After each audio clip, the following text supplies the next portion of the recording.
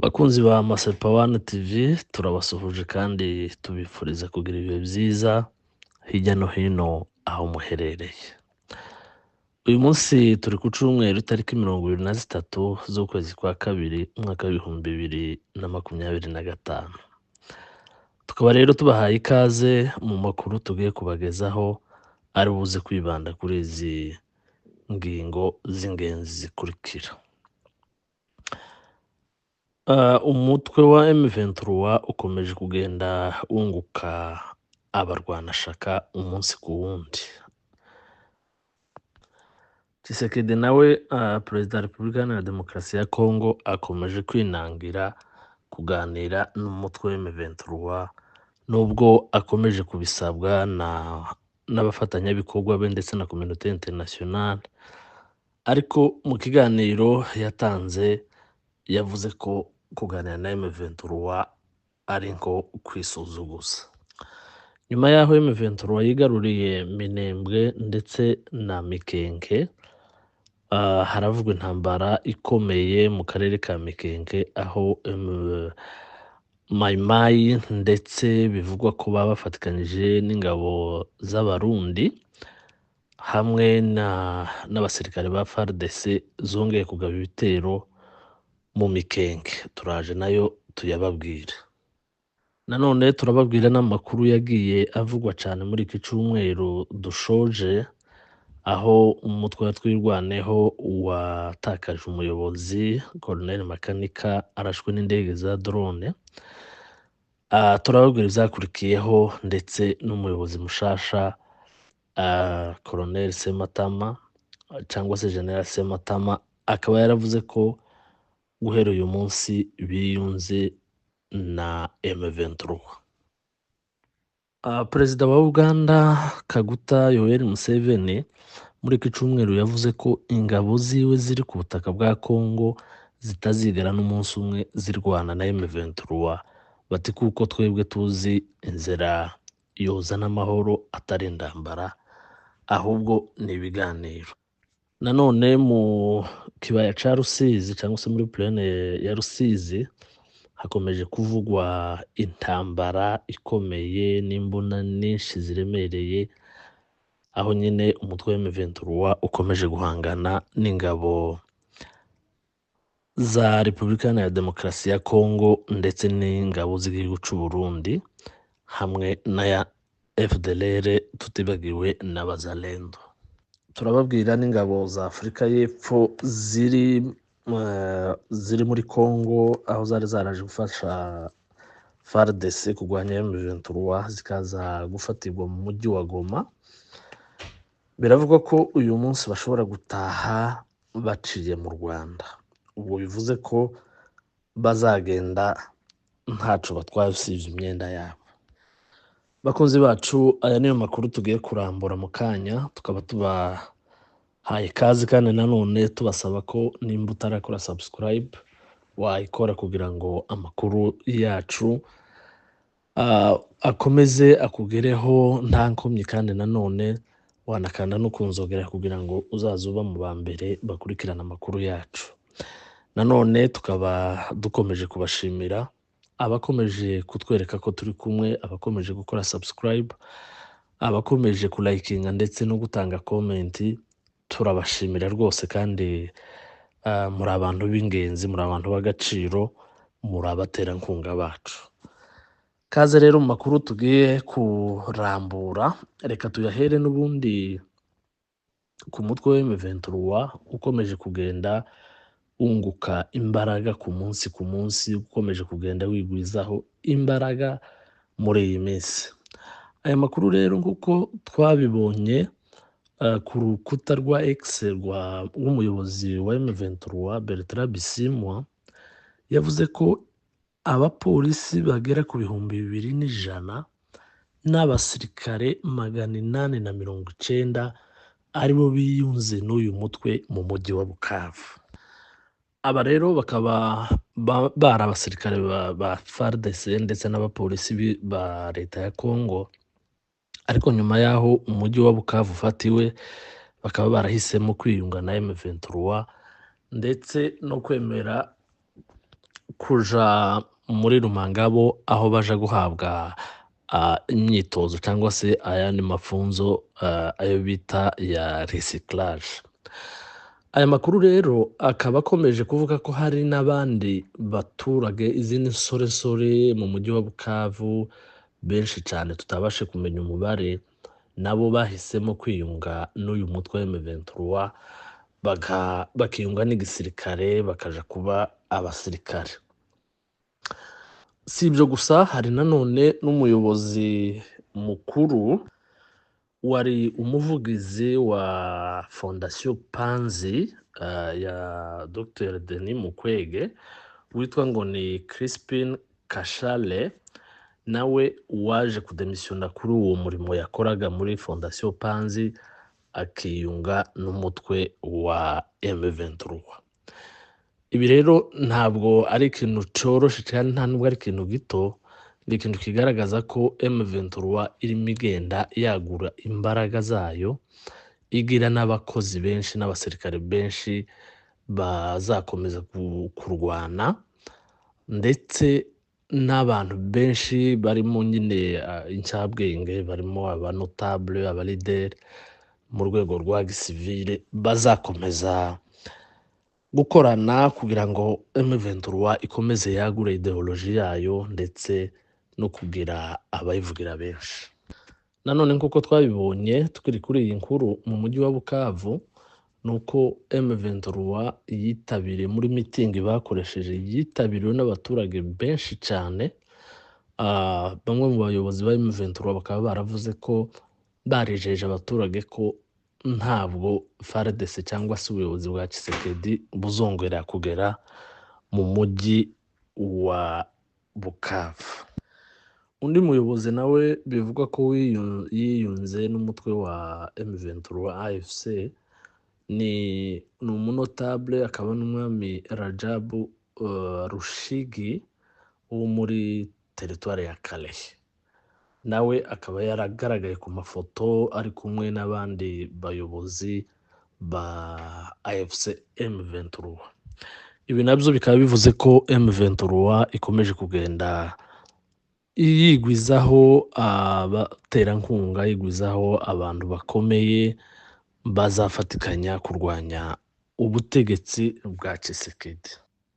Kuko twabibabwiye rero, muri iki cyumweru nanone habaye ibintu bidasanzwe mu karere ka Minembwe, aho indege yarashe ikabasha guhitana umuyobozi wa Twirwaneho. Ariko Twirwaneho nanone mu kumuhorera bakaba bararashe FARDC yose yabarizwaga mu Minembwe kugeza FARDC yose ihambiriye igahunga. Nanone nyuma yaho abasore birwanaho baje gutera mu Mikenge, naho babasha kuhigarurira iho, ndetse mu buryo butari bukomeye cyane, bigarurira abaturage, bahumuriza abaturage bose b'amoko yose, bababwira ko baje kubarindira umutekano kandi ari ntawe uzahungabanya umutekano wabo ngo bamwihanganire. Bati kandi nanone twebwe ntabwo turinda ubwoko bumwe, tuzabarindira umutekano mwese tutitaye ngo uyu n'uyu cyangwa uyu n'uyu nguyu. Nanone nyuma yaho nyine Twirwaneho ibohoje akarere ka Minembwe, umuyobozi mushasha wa Twirwaneho ari we General Sematama yavuze ko kubera iminsi bagize batega amaboko, batakira leta, basobanura, bavuga akarengane k'ubwoko, bati ibi nabyo turabirambiwe, guhera uyu munsi tukaba twiyunze hamwe n'abandi barwanashaka kugira ngo turwanye ubutegetsi bwa Perezida Tshisekedi bukomeje kugenda bwica abaturage. Yavuze ko biyunze hamwe na M23 cyangwa se AFC, bati mu rugamba rwo kugira ngo abaturage bacu babashe kubona umutekano, babashe kubona amahoro arambye. Bati tugeze imyaka igera kuri 7 cyangwa 8 duhanganye n'ubundi na FARDC yakoreshaga abamayimayi, batariko noneho aho bigeze FARDC yonyine niyo yari isigaye yiyizira kudutera, bati kubera izo mpamvu nta yandi mahitamo dufite usibye kwiyunga hamwe n'abandi tukarwanya ubutegetsi bubi bukomeje kwica abaturage. Abo twavuganye rero iyi nkuru bayakiriye neza, bavuga ko n'ubundi nta kindi cyari gisigaye, kubera ko n'ubundi FARDC cyangwa se leta ya Tshisekedi yafashe umugambi wo kurwanya twirwaneho, no kwima amatwi uko twirwaneho yasabaga ko abaturage barindirwa umutekano, ariko nanone ingabo za FARDC zikakomeza kubagabaho ibitero, gufunga abantu, kunyaga iby'abaturage, gusahura imirima. Bati nta yandi mahitamo usibye n'ubundi nyine ko tugomba kwiyunga n'abandi kugira ngo turwanirire uburenganzira bwacu. Nyuma rero y'aho abasore babohoje akarere n'ubundi ka Mikenke, amakuru dufite uyu munsi ni uko nanone abanzi b'amahoro, abamayimayi hamwe na bamwe mu ngabo za FARDC bongeye kandi kugaba ibitero mu baturage mu Mikenke.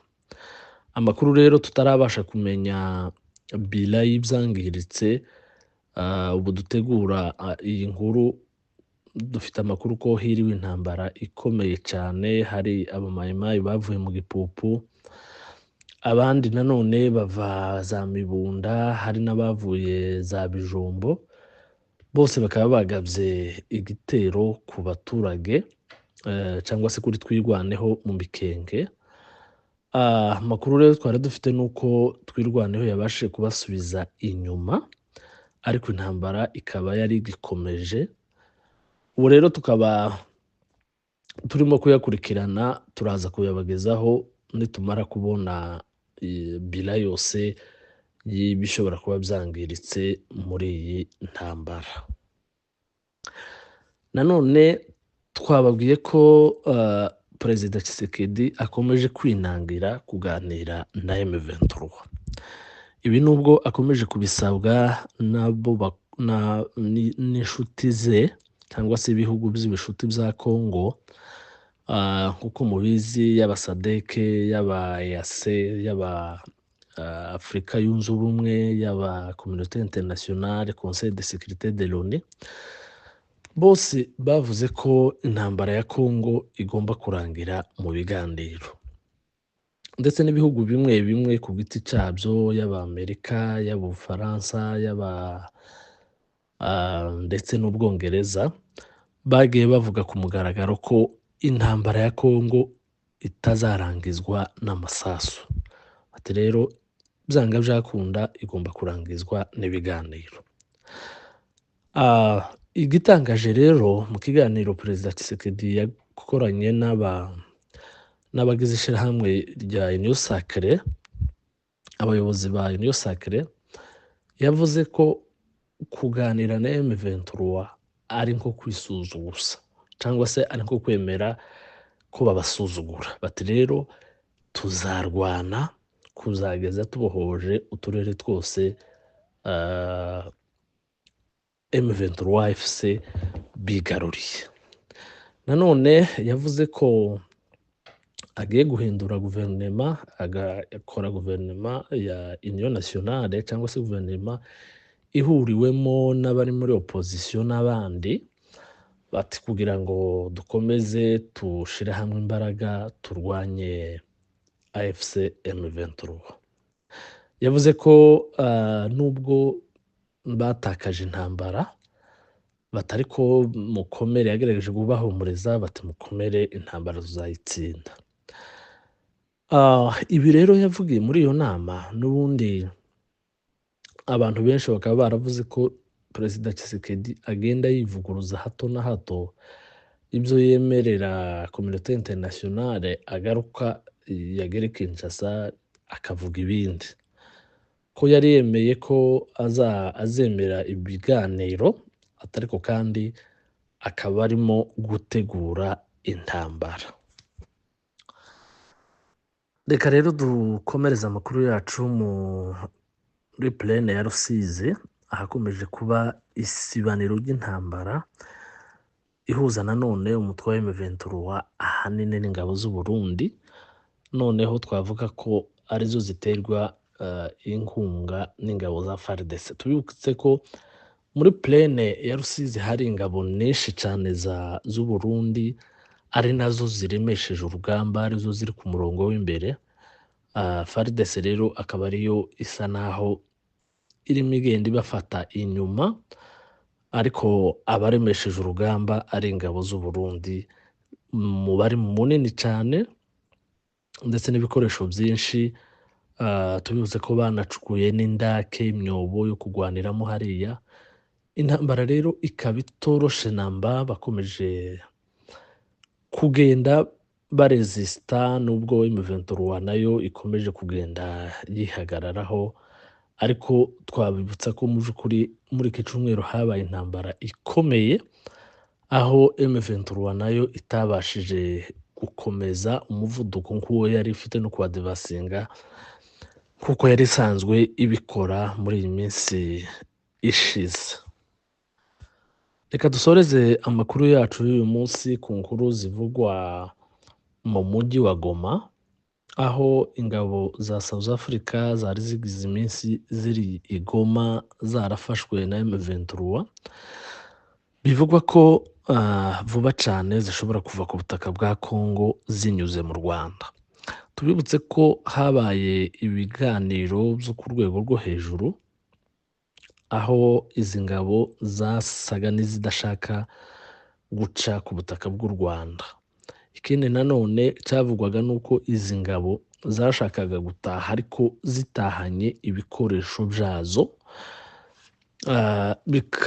zikabitahana. Iki naco M23 ikaba yavugaga ko bitashoboka kuko n'ingabo zatsinzwe ku rugamba, bati nta kuntu boba batsinzwe ku rugamba ngo nibarangiza batahane ibikoresho byabo.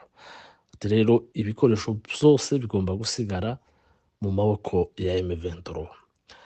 Ibi rero bikaba ari byo biganiro byari bigize iminsi birimo bikorwa ku rwego rwo hejuru rw'ibihugu, igihugu cya South Africa, umutwe wa M23 n'u Rwanda.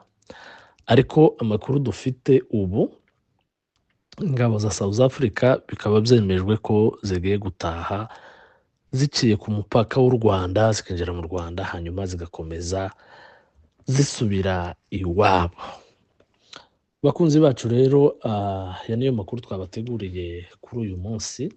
Tukaba tubashimiye ko mukomeje kudukurikirana ndetse no gukora subscribe no kutwereka ko ibiganiro byacu bibashimisha kandi mukaba mukomeje kubitwereka. Reka rero n'ubundi dusoze tubashimira tunabasaba, uwaba wenda akurikiye Masepa One TV aribwo bwa mbere, cyangwa se uwaba adukurikirana ariko utarakora subscribe, umwanya mwiza wo kubikora n'uyu. Kandi nanone ushobora no likinga cyangwa se ugatanga komenti nimba hari ico twanonosora, nimba hari ico twakongeramo mu biganiro byacu, nimba hari ico ubona tudakora neza kuko bikwiriye. Rwose watubwira inama yawe twayemera kandi twayiha agaciro.